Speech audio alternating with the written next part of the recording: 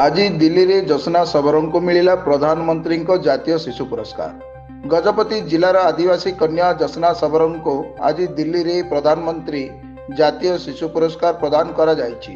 जसना हेउचंदी पेकड़ ग्राम अंतर्गत मार्लवा पंचायत रायगढ़ ब्लॉक कीर्तन सबरन कन्या संतान।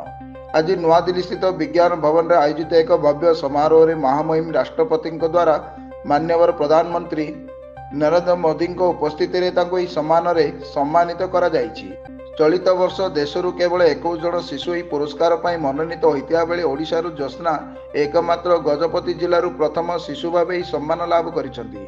जसना भारत बा वेट लिफ्टिंग क्षेत्र में जातीय और अंतर्जातीय स्तर में विभिन्न प्रतियोगितार भाग नहीं गौरवजनक सफलता अर्जन करिसेंती। जहां आज गजपति जिले में खुशी लहरी देखा मिलता बेले जसना परिवार को शुभेच्छार सुओ छुटी।